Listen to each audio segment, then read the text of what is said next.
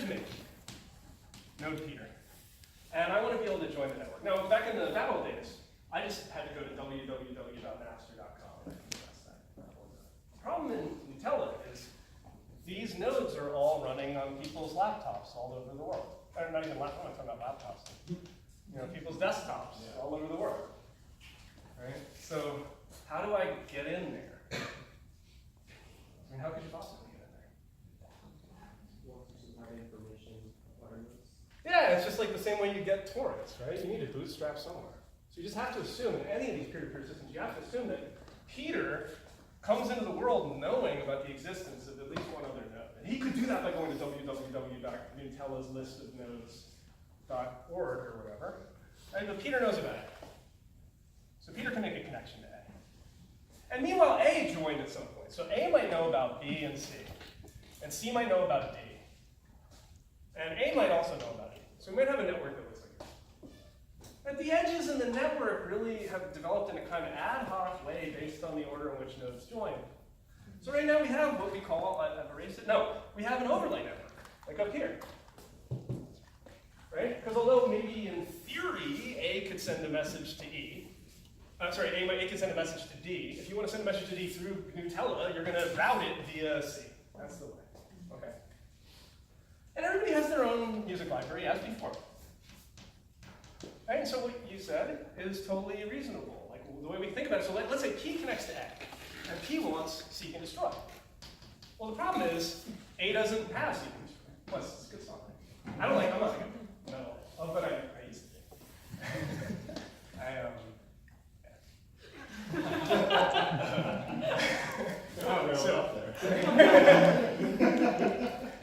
This isn't the time to talk about Anchor, right? So, but I was 13 years old when Appetite for Destruction came out, so it was like a good time to be like, I didn't know it. Appetite for Destruction.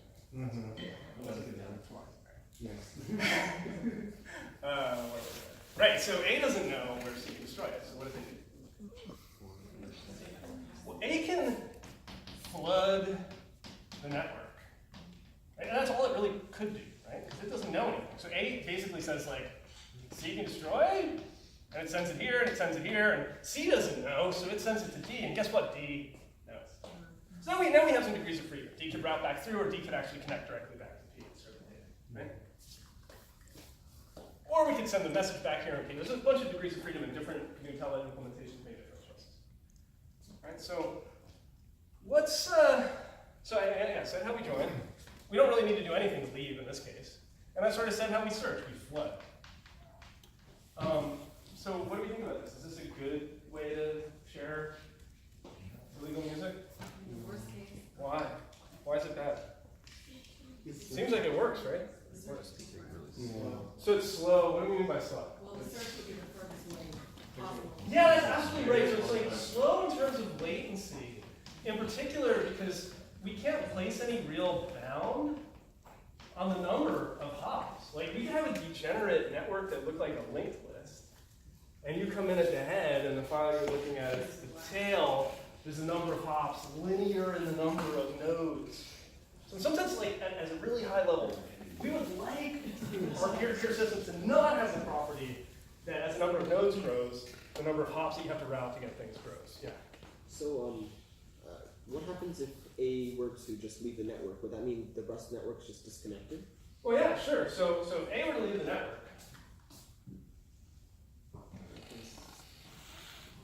P wouldn't be connected to the network anymore. And B wouldn't be able to connect to C or E. On the other hand, because there are a lot of nodes, and there are a lot of opportunities to discover other nodes, there's no reason to think that the network couldn't heal over time. It's not like the end of the world if there's a disconnection in the network, but it could cause an interruption in the availability of our search. And in general, we never know, right? Because search is just going to flood to whatever it can reach, and then come back and say, I didn't find anything. For all you knew, there was a network partition. You didn't actually touch most of the nodes. You have no idea. Okay, so it's super slow in terms of latency, because we don't know how many hops it's going to take to get there. We would love to keep those down. Yeah. You know it will get there if it's there. Well, and the network's not partitioned. Yeah, you know it'll get there. And that's the thing is, like in the days of, and we had really slow modems and stuff, so you could wait. But Indie music, what else sucks about this? Slow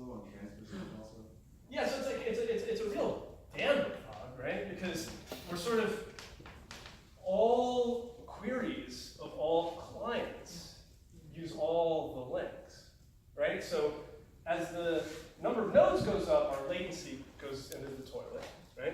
As the number of clients making requests go up, we expect our system's throughput to go into the toilet, right? So our bandwidth is just completely squandered because we're sending, essentially remember that original setup where I had A. And look, the file's here, okay? So like the data that we're sending down these other links is insane. It's bad for it. Well, and not just that, but also once you find the file and you start transferring it, it's coming off of one client, potentially through a number of different hops. Yeah, but that's fine. Napster did the same thing. Yeah, That's fine. but And we can it's pipeline slow through a bunch of because hops. Or because it's slow. Yeah. So I mean, pipelining isn't going to hurt our throughput, right? If I have some data at A that's going to B, that's going to C, if they all need it, the smartest way to do it is to pipeline, right? But the latency at C is not going to be that great. And no matter what the query is, even if it's right next to you. You're still going to flood the network, right? And then sometimes, yeah, it's too late to get back. Like, so you might like, if E came back and said they had the file, I might not send it to A. But if I already sent it to A, I can't take it back. It's like flooding across the network, right? So that's.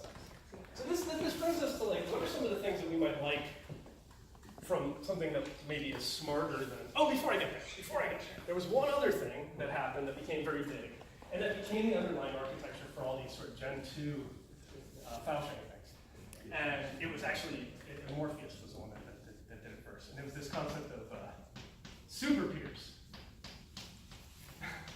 And the idea of the super peer was, there's really two networks, right? There's a network of expensive, dedicated computers plugged into uninterruptible power supplies that are responsible for most of the directory stuff and the routing.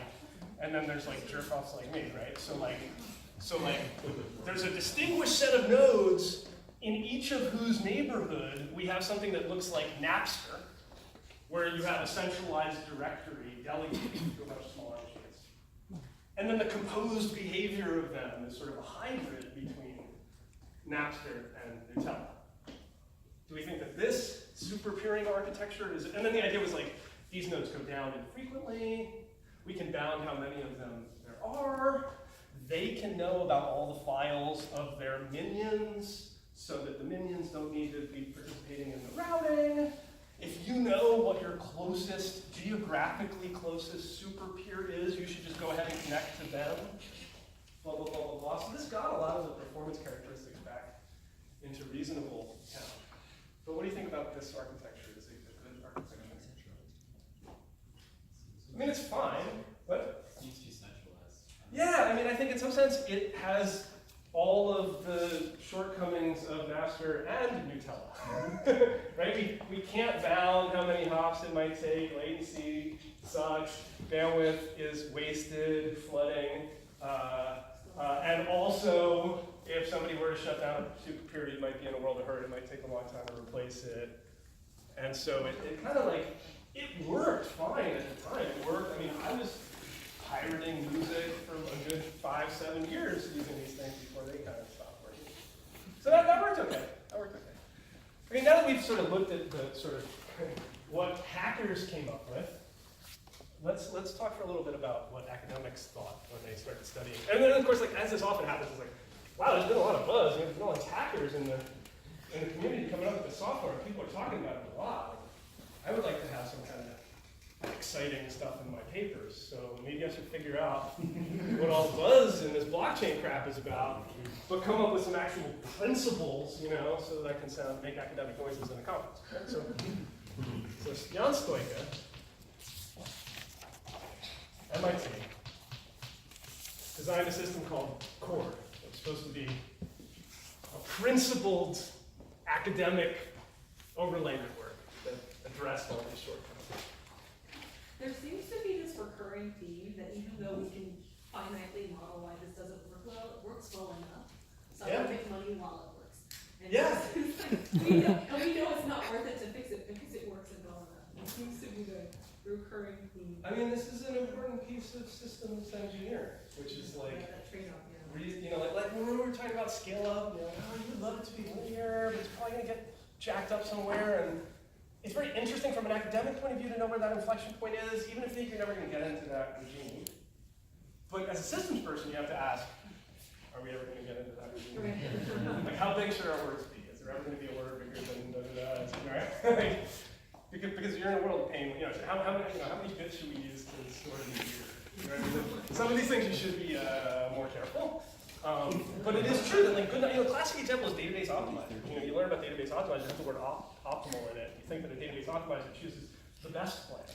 A database optimizer never chooses the best plan. There's too many plans to search. They'd run forever. And so all a database optimizer is supposed to do is not choose the worst plan. Database optimizer is just supposed to do work that's good enough, right? The history of systems research is figuring out what's good enough. But sometimes you get something that's good enough, and it's good enough for like a week. That's so good. Okay. What would we like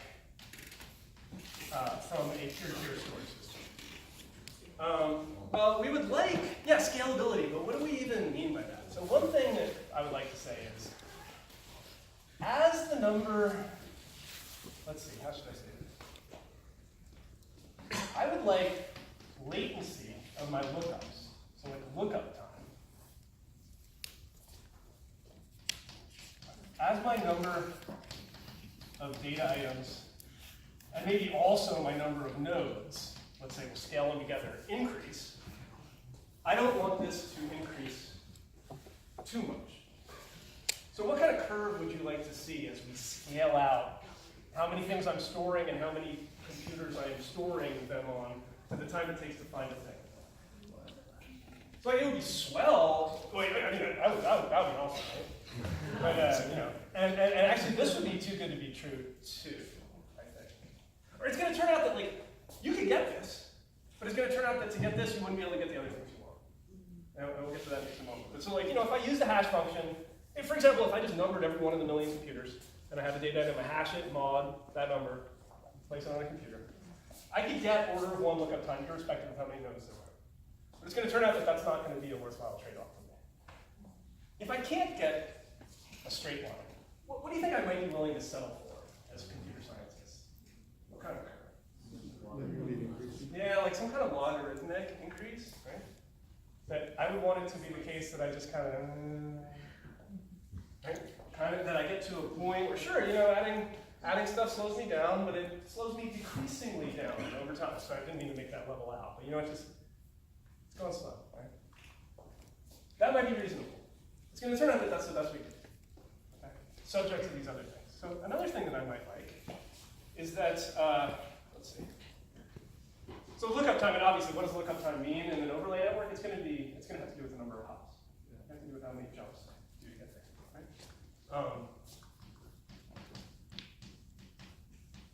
I would also like it to be the case that as the number of nodes in my system goes up, I don't want to have to, and approaches infinity, I don't want to have to store infinitely much data on every node. Now, why would I have to store infinitely much data on every node if I'm partitioning the data I'm storing? The whole reason I'm doing this is I'm partitioning my keys. So why would my storage be increasing as I increase my number of nodes if I'm not careful? Yeah. You're storing the nodes themselves. Yeah, and sometimes I need to route the data to nodes, and so I have to know at least some of the other nodes in the system.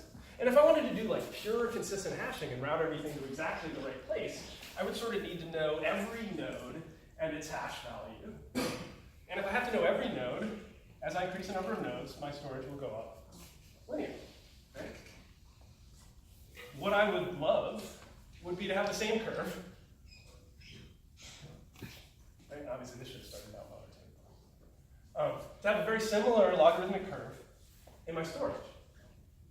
As I add nodes to the system, as the number of nodes I add approaches infinity, I have to keep adding more storage, but decreasingly more storage. Right? That would be great. And there's a third thing that for some reason I'm forgetting. Well, let's start there. I'll remember later.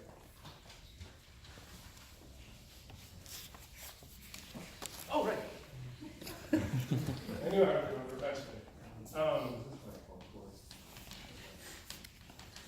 Stability, right? As nodes join and leave the network, I would like it to be the case that I only move at most logarithmically many keys, not all of the keys. Because the expectation is that nodes are going to be coming and going all the time. Okay, we going to solve these problems? Well, it's going to turn out that, unsurprisingly, we're going to solve stability simply via consistent hashing, which I feel like we all have a good intuition for. Precisely because inconsistent hashing, by hashing the nodes and the data into the same space, we can localize the effects of churn. Nodes coming and going only disrupt the nodes that are near them in this one-dimensional space. So that's great. So we'll hash our nodes and data into the unit circle mod 2 to the k. Put the nodes out here, and one, I don't know, D1, D2, N2, I don't know, N3, and life is good. We're done, right? Well, no, we haven't actually addressed either of these things. So consistent hashing takes care of stability, and that's awesome. Right? But how is it going to be the case that we get this logarithmic lookup? Am I going to have time to record today? No, I'm out of time. Oh my God. Okay, well, we'll finish. Chord's a long subject, so we'll do more of it later. We did a history lesson today. What should I do first? No, I've done the pictures, so. Okay, well, it's going to turn out that each node is going to store a mini slice of the lookup directory specific to that node that's going to help them jump around in the circle. Stoica, for some reason, called this finger table. And the idea of the finger table is that it's indexed by powers of 2. So the 0th finger, the first finger, the second finger, the 4th finger, 0, 1, 2, 3, 4, 5. And in the slot for each of the nodes, so the idea is this is 2 to the I, where this is I. And this will be the IP address of the node whose location is at the position 2 to the I away from the current node. So let's imagine that this node is hashed into position 18 on the unit circle, right? And so their finger table is going to say, well, if there were a node hashed into, what's 2 to the I is 1, the successor of 18 is 19, so it would say the address, which is like an IP address, of node that is 19 in the unit circle. 2 to the 1 is the one that's 2 away, would be 20. 2 to the 2 is the one that's like 4 away, let's say this one is here at 24. Right? So the idea is, in my finger table, I have stored my successor on the ring, which is really important. My successor's successor, which is going to turn out, we're not going to get to it today, but is going to turn out to be really important for fault tolerance in the event that a node goes away in order to repair the ring. Right? So you know the next guy on the circular linked list. It's great to know the next guy so that you can repair it. Okay? And then I know the person who's 4 away from me, 8 away from me, 16 away from me, 32 away from me, and so on. So you think about these sort of as pointers. This is a pointer to here, pointer to here, pointer to here, pointer to here, pointer to there. Does that make sense? Okay. So in some sense, my pointer table keeps pointing to things doubling in distance from me in logical space. Okay, so intuitively, if a client comes up to node 4 and asks for a key, X, let's say that X hashes to, I don't know, 150. That client connects to node 1. What does he do or tell node 1 to do? So let's go to node 128. Yeah, go look up the node, their IP address, which is the highest node, strictly less than the thing I'm trying to find. Because surely the successor of that node should hold the value. Right? So if 150 belongs out here, yeah, exactly. If 150 belongs out here, please hop to the first node you know of before 150. Don't go too far. Because his successor on the circle is surely going to be the thing that 150 belongs to. Or some successor of that successor, but it'll be much. Oh, right, you're absolutely, sorry, yeah. Some successor of that successor. And we also get the property that in that case where we didn't get close enough, we have the opportunity to hop halfway across the distance that's left. Which feels like what? That's binary search. Yeah, binary search gives us what kind of curve? The one we're looking for. Yeah, that's sweet, right? Because in some sense we can get at least halfway to the destination at each hop. Which means we'll get to the destination logarithmically with many hops, yeah. Maybe a dumb question, but is it possible for a node to have itself in its own table? Since it's circular? I mean, I suppose so. Yeah, sure, why not? But the thing is if this is me, and I'm always routing, if the data belonged to me, I already knew it, I wouldn't route. And if the data didn't belong to me, it would belong to somebody before me, before passing go on the unit circle. So I would never get to routing data to me. Unless I had to route it to me in the beginning, in which case I've never followed a finger. Okay, so how did we get logarithmic lookup time? We got logarithmic lookup time via the finger table, which allows us to do binary search on the logical space in which the nodes in the data are placed. Does this make sense? We can get halfway there, we can get halfway there. What about this stuff? How do we get logarithmic? How do we make it the case that we can just keep throwing nodes at this thing? And how slow it gets, how much storage it takes, Peter's law. Bigger circle. Would be the bigger circle. Well, it would be a bigger circle. But what we want is that we want to be able to have a bigger circle where it doesn't take that much longer for this node to find this data. Like if we didn't mind trading off routing time for storage, we'd be fine. But we're not willing to compromise on either. Like I want logarithmic storage and I want logarithmic routing. So having more nodes doesn't help. Yeah. I guess the nodes could only know of the nodes that they would point to from the table, and that's the only thing that they would. Yeah, I mean that's kind of the answer I was looking at. Is that the answer's already here, right? Because how many entries are there in this table? Well, there's k entries. There's k, the thing that we're taking 2 to, right? Which means as 2 to the k grows, k only grows logarithmically. Yeah. Right? That's power law. Does that make sense? It's like our whole there are 2 to the k spots on this circle. We're asking what happens as that grows? Well, it grows logarithmically in k. Right? So this table is only logarithmically large with respect to the total number of nodes in the system. So we just, the same trick that got us logarithmic lookup got us logarithmic storage. And that's one of these things that we call systems beautiful. That's it's just, what I love about the Chord paper, there's a lot of things I hate about the Chord paper, but one of the things I love about it is that you want to say, oh, we got to get all these things, and it turns out it's really complicated. And sometimes it doesn't turn out that it's really complicated. Sometimes it's it's simple. And sometimes in systems it doesn't even really involve a new idea. It just involves a cunning combination of ideas that other people have. So Chord is one of those things. Consistent hashing is somebody else's idea. Binary search obviously is somebody else's idea. Overlay routing is somebody else's idea. Put them together.